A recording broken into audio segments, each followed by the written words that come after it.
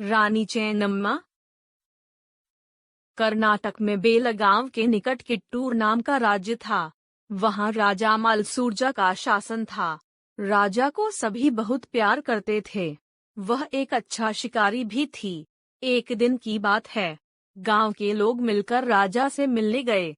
वे राजा के चरणों में गिरकर रोते हुए प्रार्थना करने लगे, महाराज, हमारा जीवन खतरे में है।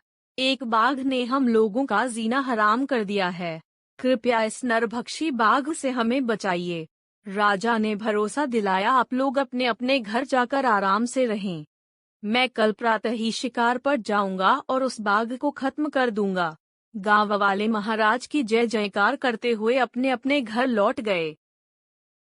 अगले दिन प्रातः ही राजा शिकार करने के लिए चल पड़ा। उसने पूरा जंगल छान मारा, लेकिन बाघ का कोई नामो निशान तक न मिला। राजा ने बुझे मन से वापसी का विचार किया। तभी अचानक झाड़ियां के पीछे बाघ की एक झलक मिली। उसने बिना एक भी पल गवाए गोली चला दी। बाघ गिर पड़ा। राजा बहुत खुश हुआ। दौड़कर वहां पहुंचा। राजा को देखकर हैरत हुई कि बाघ के शरीर पर गोली का कोई निशान न था।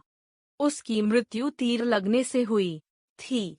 उसने आसपास नजर दौड़ाई तो पाया कि कुछ दूरी पर एक सुंदर लड़की खड़ी मुस्कुरा रही है।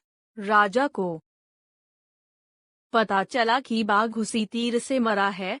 राजा ने उसके पास जाकर कहा, मैं तुम्हारे साहस की प्रशंसा करता हूँ। तुम्हारा नाम क्या है? तुम किस राज्य की रहने वाली हो? लड़की ने झिझकते हुए उत्तर दिया, मेरा नाम चेन्नम्मा है। मेरे पिता का नाम डुलेप्पा गौड़ा है। मेरे पिता का केत राज्य के राजा हैं। राजा वहां से अपने राज्य तो वापस लौटा आया, लेकिन वह रात भर सो नहीं सका। उसे राजकुमारी से प्रेम हो गया था। राजा की आंखों के सामने राजकुमारी का सुंदर चेहरा बार बार आ जाता था। उसने अपने मंत्री को कुछ बहुमूल्य उपहार देकर राजकुमारी के पिता के पास भिजवाया और राजकुमारी से शादी करने की इच्छा प्रकट की। कुछ दिनों के बाद दोनों की शादी धूमधाम से हो गई। चेन्नम्मा अपने गुणों के कारण सारे राज्य में प्रसिद्ध हो गई।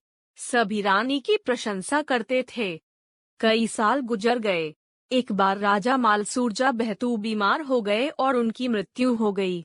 सारे राज्य में अंधकार छा गया। राजा की कोई संतान नहीं थी, इसलिए शिवलिंगप्पा नामक लड़के को गोद ले लिया गया। उस समय भारत में अंग्रेजों की पकड़ मजबूत थी। उन्होंने गोद लेने की बात को कानून नहीं माना। वे तो किट्टूर राज्य को अंग्रेजी शासन के अधीन कर लेना चाहते थे। जैसे ही उनकी योजना की खबर किट्टूर के लोगों को लगी, उन्होंने उसका जोरदार विरोध किया। रानी चेन्नम्मा ने किट्टूर को स्वतंत्र राज्य घोषित कर दिया। अंग्रेजी सेना ने किट्टूर को चारों ओर से घेर लिया। रानी चेन्नम्मा ने अपने सैनिकों को ललकारा, साहसी सैनिकों, हमें अपनी मातृभूमि की रक्षा के लिए आखिरी सांस तक लड़ना है। रानी की ललकार को सुनकर सैनिकों में उत्साह भर गया। वे अंग्रेज सैनिकों पर टूट पड़े। जिला कलेक्टर ठाकरे को मौत के घाट उतार दिया गया। बड़े पैमाने पर अंग्रेज सैनिकों को गिरफ्तार कर लिया गया। उनके लिए यह हार शर्मनाक थी। लेकिन तभी कमिश्नर चैपलिन सेना की एक टुकड़ी लेकर किट्टूर पहुंच गया। किट्टूर की सेना ने अंग्रेजों की आग उगलती बंदूकों का बहादुरी से सामना किया। मक्कार चैपलिन ने किट्टूर राज्य के दो बड़े अधिकारियों मल्लप्पा और वेंकटराव को लालच देकर अपनी ओर मिला लिया। ये दोनों चेन्नम्मा से जलते थे। वे किट्टूर राज्य पर अपना अधिकार जमाना चाहते थे। योजना के अनुसार एक दिन दोनों ने सुबह चुपके से किले का दरवाजा खोल दिया। दरवाजा खुलते ही अंग्रेजी सेना किले के भीतर घुस आई। फिर क्या था? किट्टूर के हजारों लोग मौत के घाट उतार दिए गए।